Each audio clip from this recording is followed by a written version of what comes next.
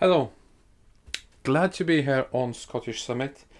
My name is Merkelis and I'm here on the accessibility track presenting my experiences today. I'm really glad to be here and I would like to thank everybody who's watching today, because without you watching there would not need to be a conference like this happening. Of course, I do want to thank the organizers of the event, Mark and Ian.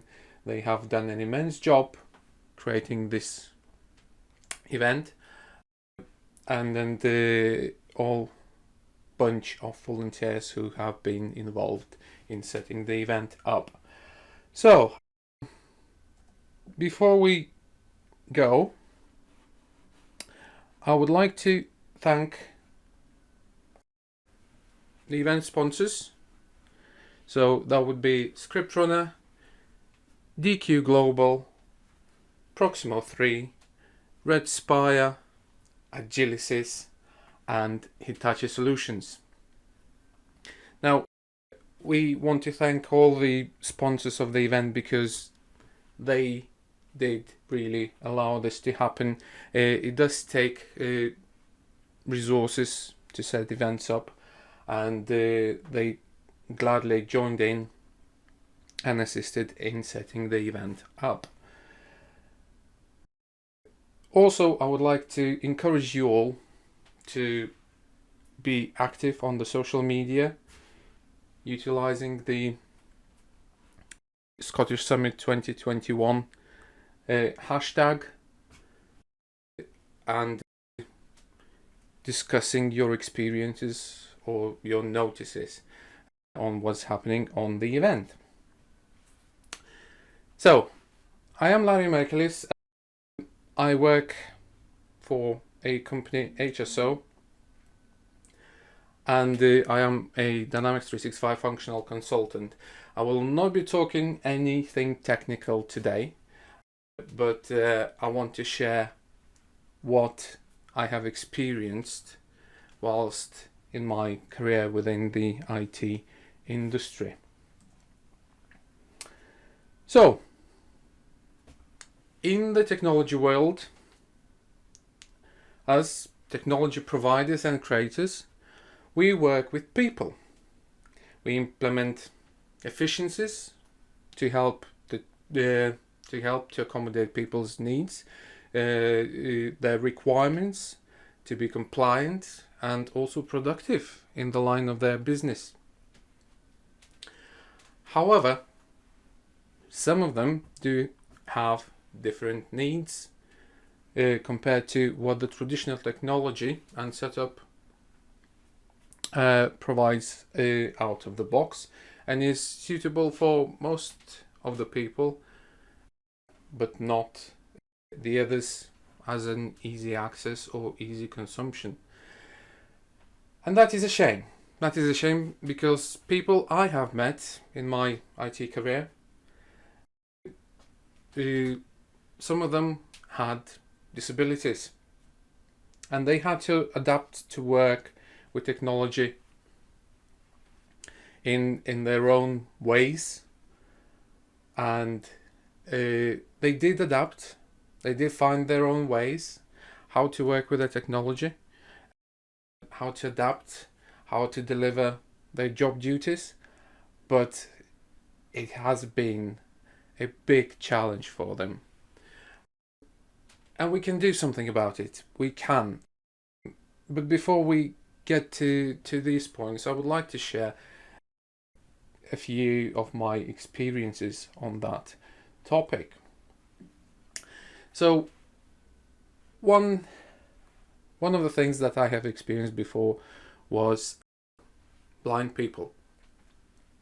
So when I was working as a desktop support specialist, I was building, installing, and then installing on the desks thousands of work computers, either desktop computers or laptops.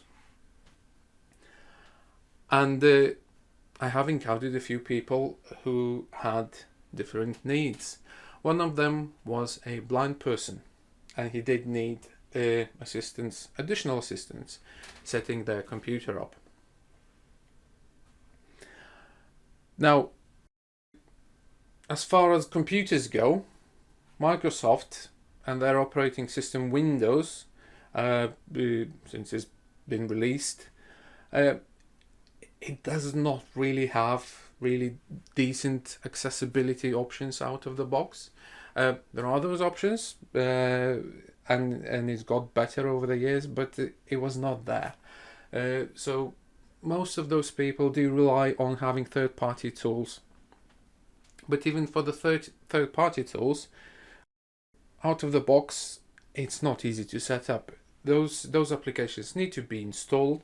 They do need to be set up, and only then the computer can be used by a blind person. So, for example, the current narrator option is already quite a lot better, and yet there are third-party tools that are quite far in front of what out-of-the-box Windows applications can offer. So the specific story was that about 10 years ago, when I was installing a laptop in the office for a blind person, I had to install a screen reader application. I believe that was JAWS application at the time. And I had very little clue about that. It was first time I actually did install it. I did not know what the settings were. I did not know how it worked. To my amazement, the person who I was installing the computer for just told me, install the application please, open the application, run it, and let me deal with it from there on. So I did. And what happened was, just within a few minutes, he did configure the application. He did set all his sensitivity settings, the speed of speech of the screen reader, and to the point where I was not able to really understand that. I actually have got a little clip indicating what it sounded to me like.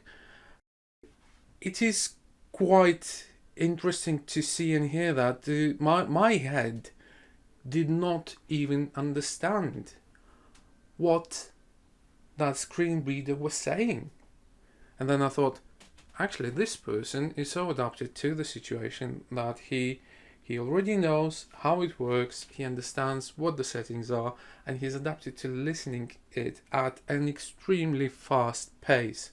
So I will let you listen to this example that I have prepared for you. Mix Magic Recorder window. Challenges active challenges. Power apps. Google Chrome. LM demo pane. Data. Enter table active challenges. 10 byte. Edit. Connected operations. Row 2 of 10 column 2 of 8. Scan off. Data. Edit. Big data. Row 7 of 10. Data. Edit. Servitization. Row 8 of 10. Table. Edit. The 8th of January 2018. Column 4 of 8. Navigate Dynamics 365. Exit table. Ideas. 2 of 3 level 2. Heading level 2. Scan. Alert. 20 records found. Now, isn't it amazing? Did you manage to catch up? Or maybe you're running it even quicker. Who knows? Now, this is, to me, is an extraordinary ability. Extraordinary ability that person has got, and I have admired admire that sort of ability to this day. People do adapt as they go and live through the challenges that they encounter every day.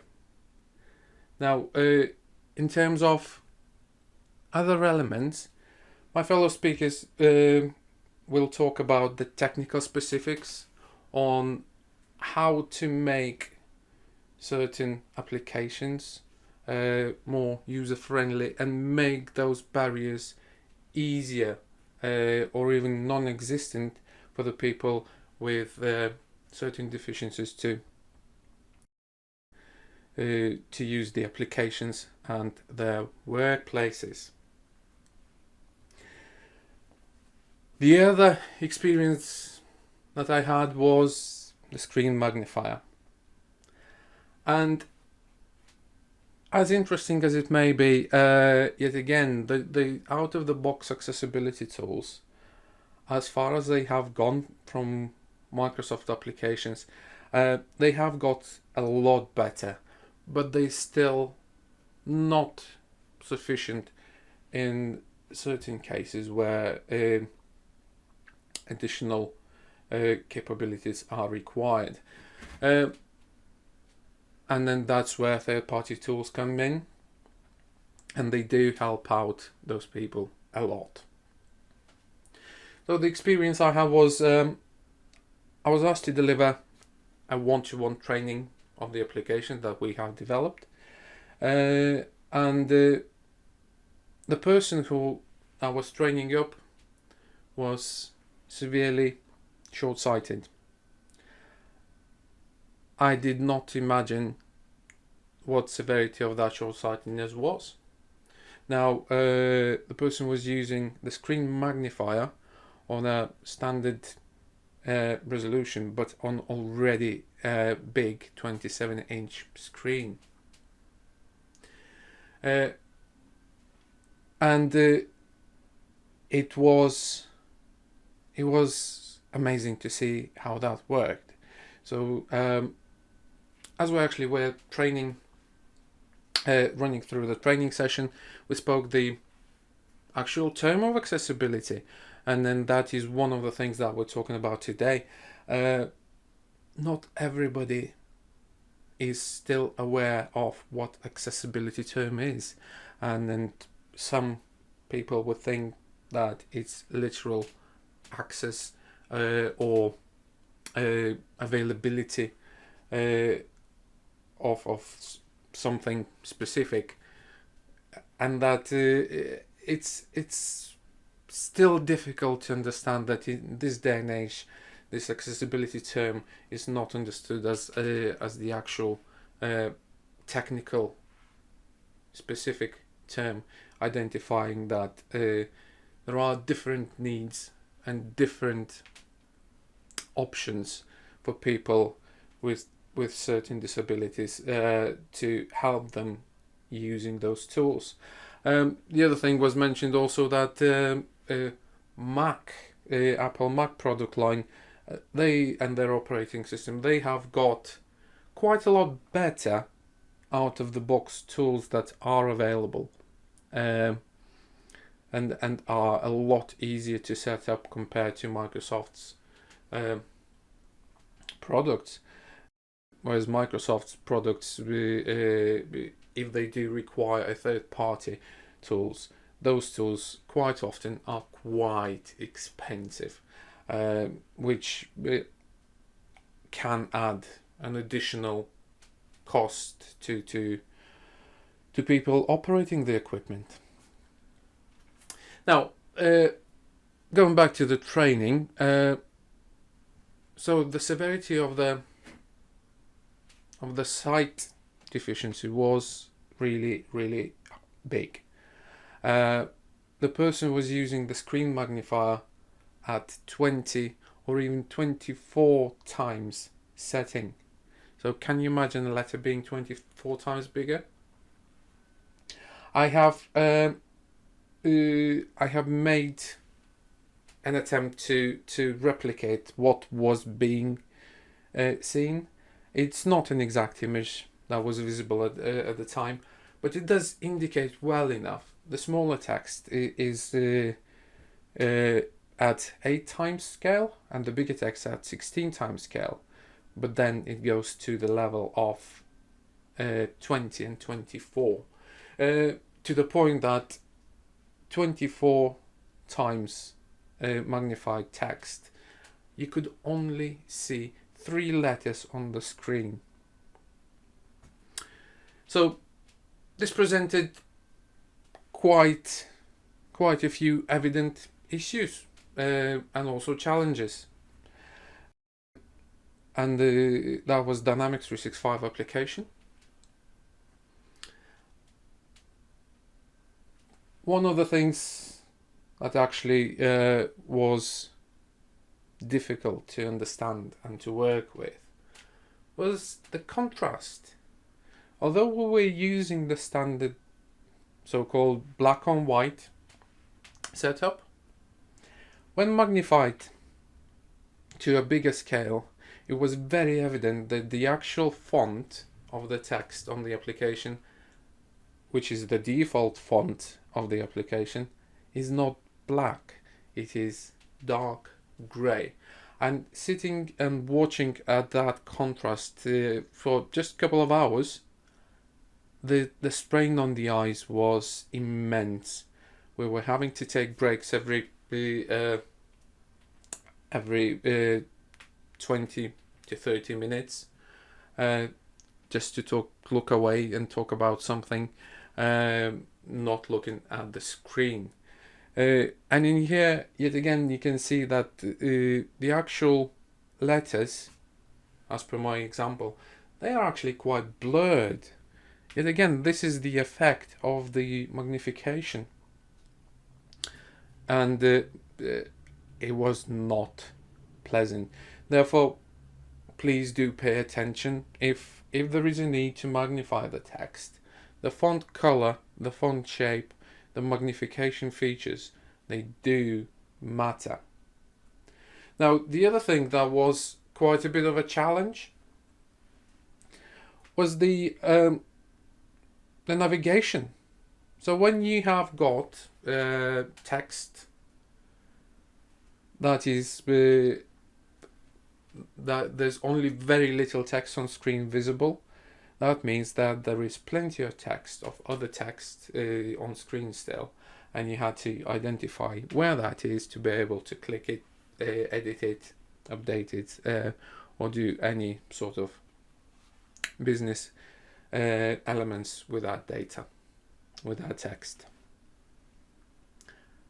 What amazed me the most was how well that person was being able to navigate.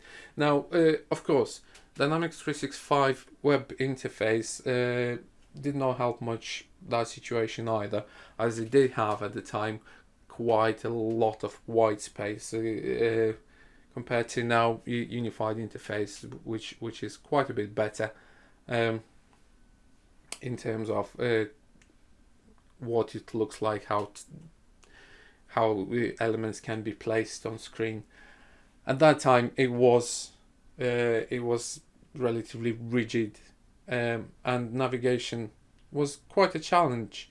You had to navigate from one end to another of the screen to do something, and whilst doing that, without much of reference points with the magnification that was being used, you were trolling through loads and loads of white space. So those navigation points, they do help, but the ability of the person, that was something that I really admired. Again, I have tried myself to try and replicate the situation, to magnify the screen to 16 times. Even tried a third-party application to magnify to 20, and I got lost. Nearly immediately I got lost within the screen, and I had to turn off the application soon after. That person was navigating the screen very, very easily. So it does bring that digital spatial awareness and the ability to do so. Right. So the other side, of course, is that out of the box, Microsoft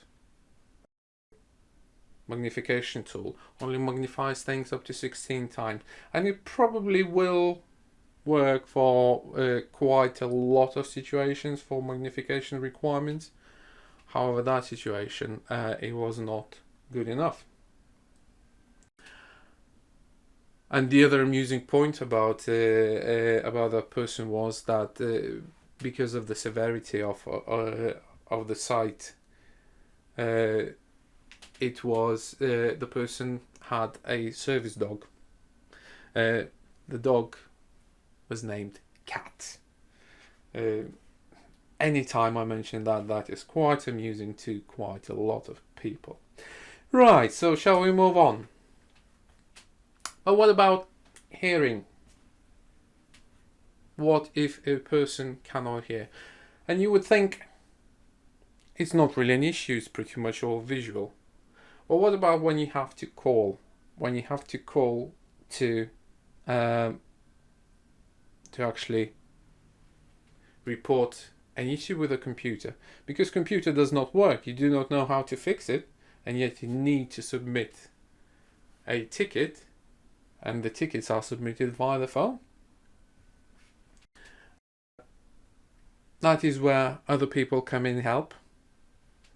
But does it have to be other people? I have been working on the desktop support on a phone call line, and the tickets used to come in. And when calling back people, it was not easy, because to call back, the situation had become that we had to actually arrange that as a specific call, because an interpreter, a sign language interpreter, had to be booked to be able to translate the conversation, to be able to assist and resolve the issue on the computer. Of course, nowadays we do have quite a lot advanced options. We do have the collaboration tools, organization collaboration tools such as Teams, which is brilliant in that respect, and is extremely helpful.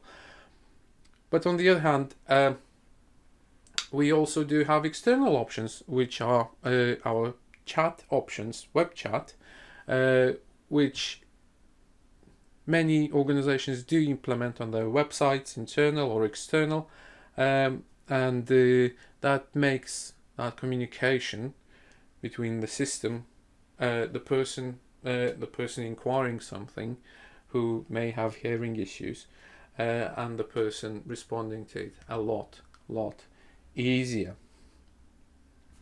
Now, for those who watched the slide, the blue screen of death is probably one of the scariest things that used to be known quite a few years ago now. The error messages, here you go. And the other important thing, despite of abilities or disabilities, we have to consider ergonomics. Now, because quite a lot of us do use computers for our work and do use them for extensive amounts of time, we do need to think about the ergonomics of the workplace. So the seating positions, the equipment that is available, and the actual time that we spent in front of the screen, is all those things are important. It has been a while since computers have been developed, and then there has been quite a lot of research done on how those physical elements of human sedentary situations work. As the image indicates here in the slide, we should be sitting with the eye level at the top of our screen, not looking downwards or upwards, and also sitting upright. That way we can avoid the back and neck pains. Quite a few people still do complain about it, and there is a good reason for it. It is the seating positions that they do affect the seating, desk positions, monitor positions. They do affect those situations, and I would urge you to adjust your workplaces so that it is ergonomically correctly set up and does not cause you any long-term effects,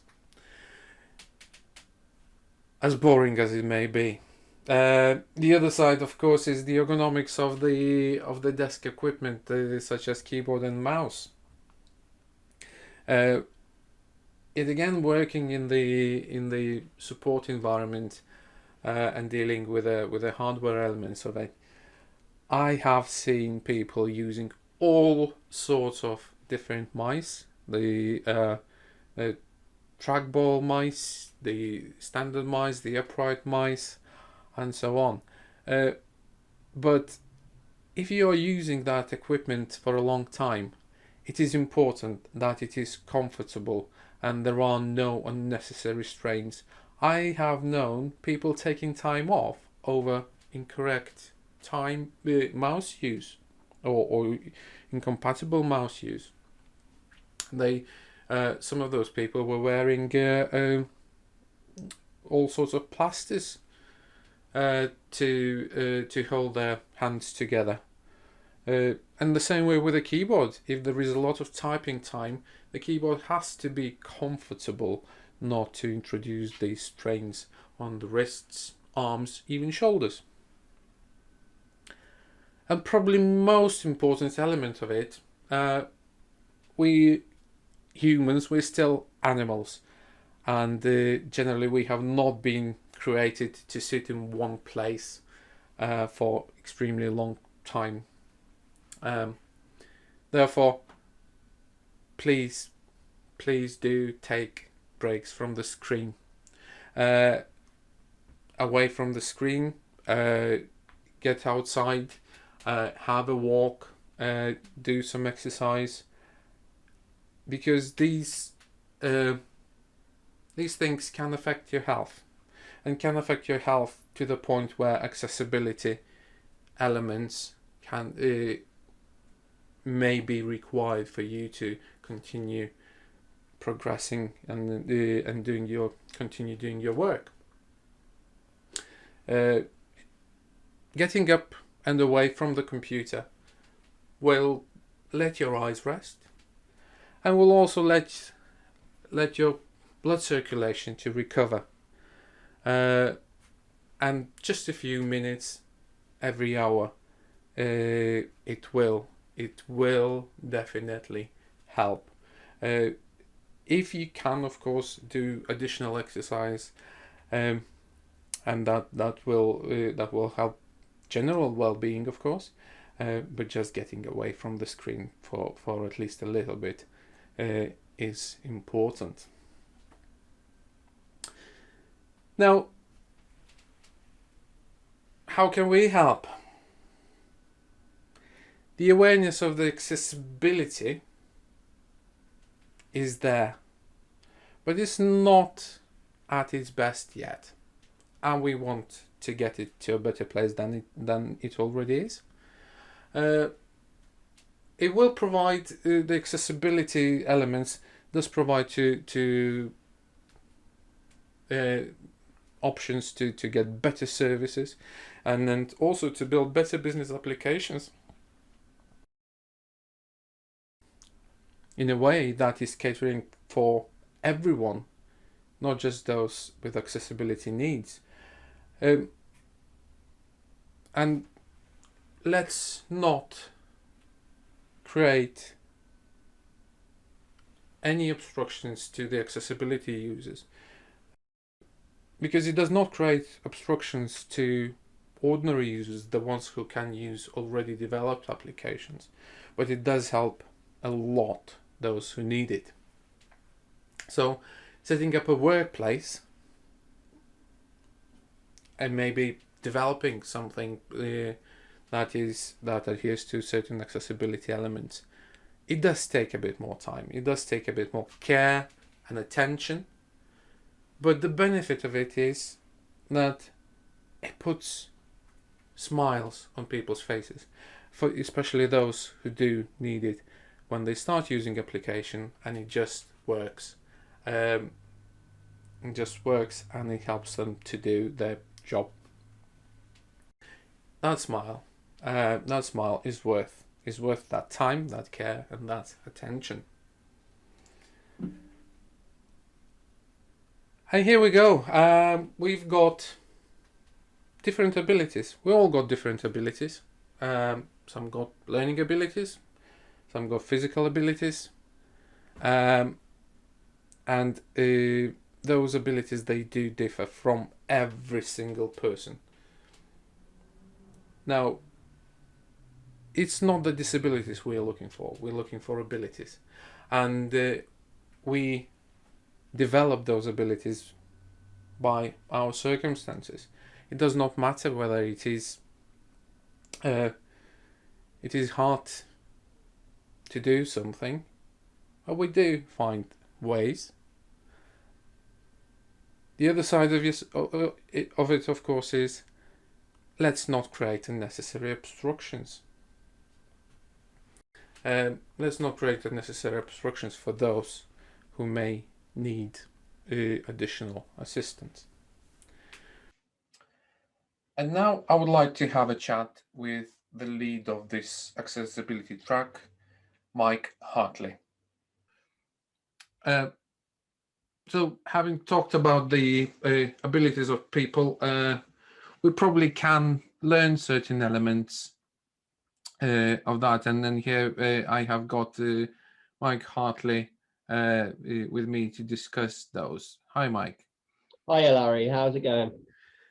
Yes, it's going quite well. I really enjoyed recording my experiences about the abilities of the people and how exciting they really are.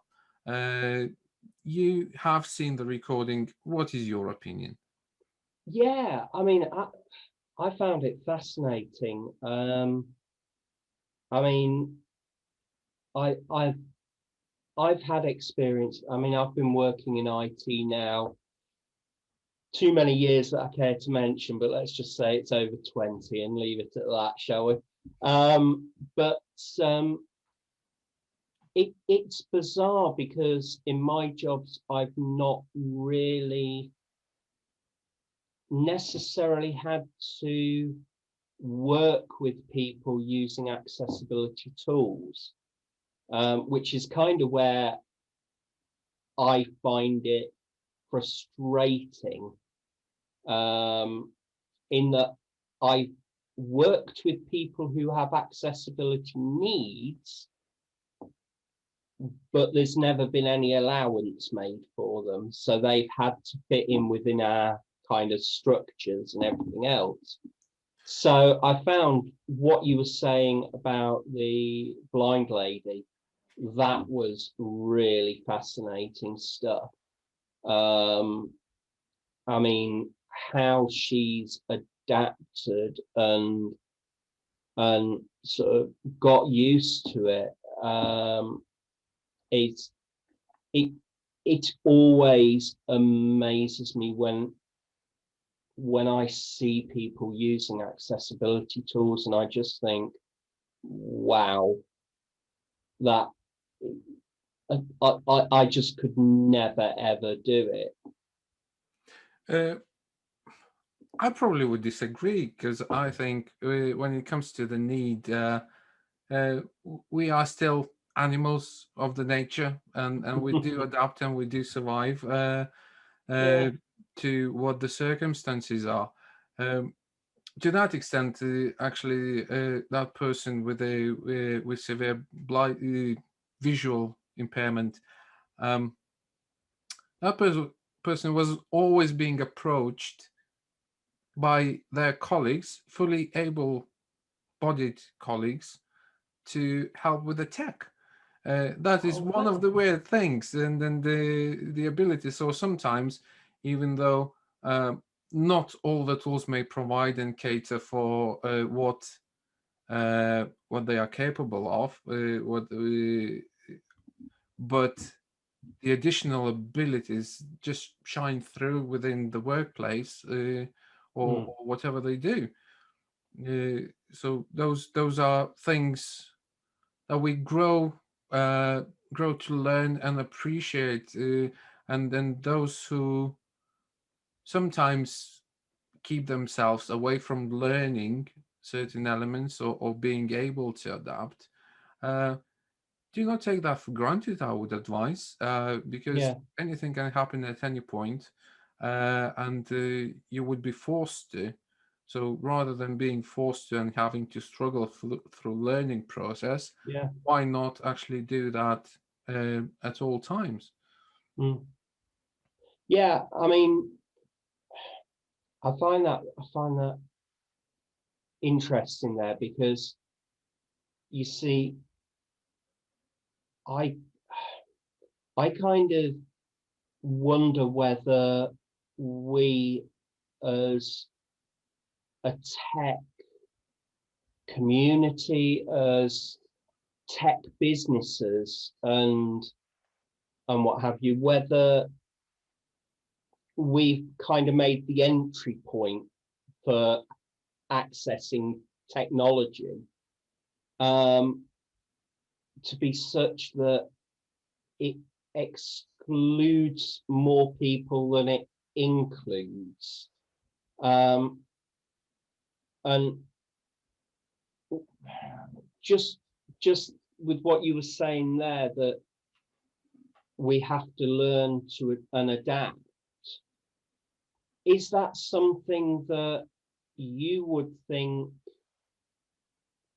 we've made it easy to learn and adapt, or do you think that accessibility is still a bit of a barrier, and it's purely driven by the fact that, well, I've either got to learn it or I'm stuffed and I can't use it, so I've just really got to step up my A game to pick this up, or do you think that it is? I think the technology has moved and that barrier has been lowered for the access over the last 10 years or so, let's say. Um, but this it's still a barrier. It's still a barrier for the people uh, to understand how certain things work. To even sometimes, as I was mentioning in my presentation earlier, the screen readers and the compatibility, how they work when developing an application. There is a very simple thing and a couple of very simple things to look into, and it's just pure layout of the fields on the form, how you enter the data. If they are laid out in a kind of column order, direct order, rather than jumping from one place to another, the tabbing experience the keyboard only users is a lot easier, and it doesn't take really much for system developers to make that adjustment. It's just a little consideration on how that works and where those indicators on the application travel by for the keyboard users. Um, and the other side, of course, is for uh, different visual impairments where high contrast is requirement. So our colleague Sanchez is presenting today about the how it actually is easy to develop to create a contrast Mm. effect on the applications that we do.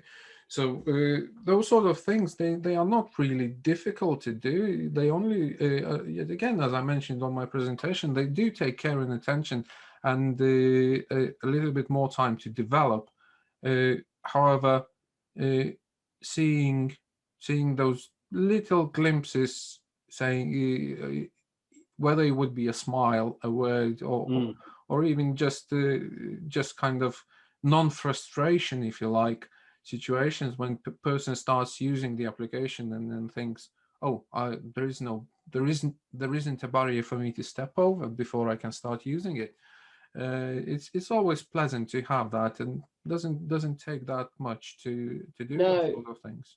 yeah, I mean, I think that's one thing that's really struck me, is it really isn't, it doesn't take much. I mean, something as simple as when you're developing a power app, naming your controls and your screens and